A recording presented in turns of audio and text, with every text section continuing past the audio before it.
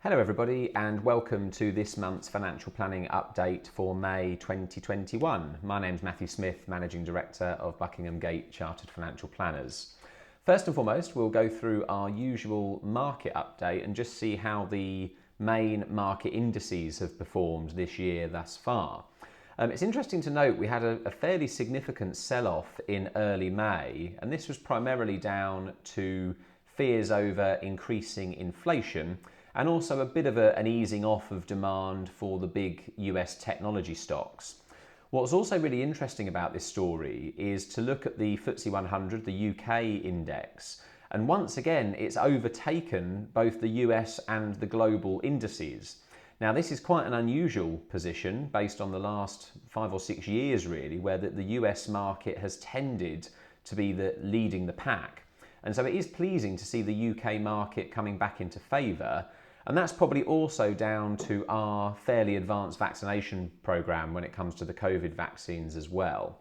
The UK market tends to consist more of what you might describe as the traditional value stocks, things like banking, insurance, travel, leisure, etc.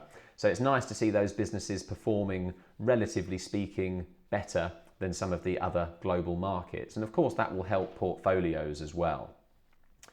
Now, as far as the portfolios are concerned, of course, the sell-off in US technology is reflected, and certainly that downturn in all global stock market indices has been reflected at the beginning of May, although it is pleasing now to see that they are strongly recovering and we're heading back to really where we were at the beginning of the month. So we're not too far off those previous highs, and all of the portfolios at the moment are on track to meet their objectives. So we're still very pleased with how the portfolios are holding up across the board.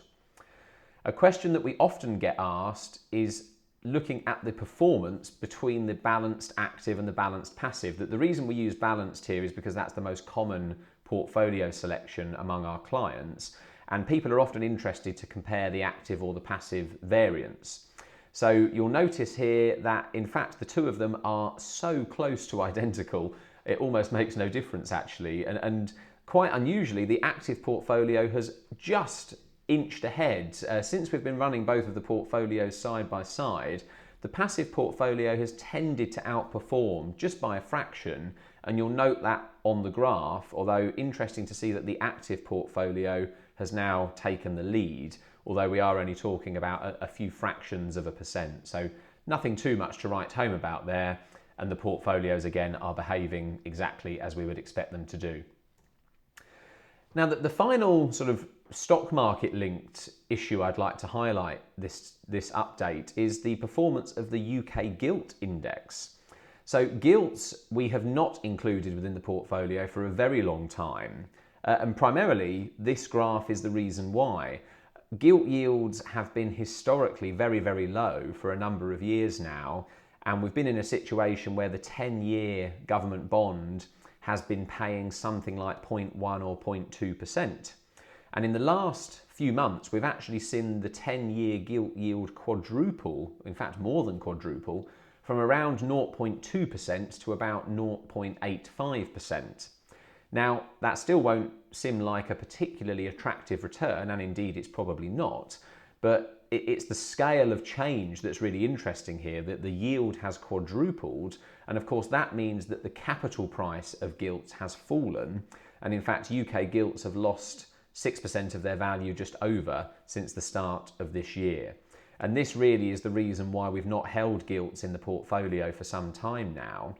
First and foremost, many gilts, especially at the shorter end of the spectrum, have either been negative or at least very close to negative yielding.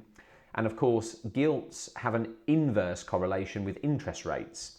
So as interest rates climb, gilt prices tend to fall. And there is now the prospect of slightly higher interest rates feeding through because we are starting to see higher inflation. Now, to be fair, higher inflation I think is probably to be expected probably for the next 6 to 12 months, because inflation is measured on a year-on-year basis, and we're now comparing inflation from the middle of the pandemic, when essentially the whole country was closed, and comparing it to now when we're starting to open up. So I don't think it's at all surprising that we're seeing inflation running at a reasonably high level certainly based on the last few years. And I would expect that to continue to climb. And we may even see inflation substantially above the normal 2% target just for a period of time. But you have to bear in mind that is a bit of an anomaly because we're comparing with this time last year. So I think that will probably work its way out of the system quite soon, but just something to be aware of over the next couple of months. Now, one other issue I wanted to touch on is the subject of cryptocurrency. Again, it's getting a lot of media attention. A few clients have asked, are we thinking of including it within portfolios? My answer at the moment is a very strong no, and this chart really is the reason why. We've seen cryptocurrency, Bitcoin specifically, but many other cryptocurrencies as well, lose something like 40% of their value within the space of a few weeks. If you look at the graph here, although the general trend is downwards since the beginning of the month, this is actually just a 6-week period, the middle of April to the end of May 2021 we're looking at here, and Bitcoin, as we can see, has lost 41% of its value during that period. Now, do we want an asset that behaves like that within our portfolios? Probably not at this point in time. I still believe that cryptocurrency, like all currency trading, is more in line with a speculation rather than an investment. I think it's more akin to gambling. If you would like to gamble on cryptocurrency, then that's absolutely fine, but I don't think it's something we're going to be including within the mainstream portfolios anytime soon, and this is exactly the reason why not at the moment anyway. And then finally, just a very quick update on the office reopening. I'm pleased to say we successfully reopened the office to all client meetings on the 17th of May in line with step 3 of the government's roadmap.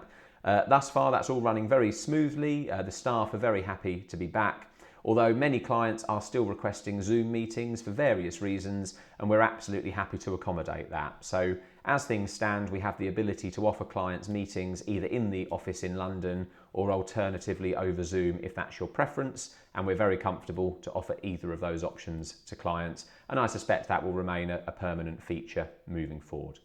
As always, if you have any questions, please don't hesitate to speak to a member of the Buckingham Gate team. And that's it for this month's financial planning update.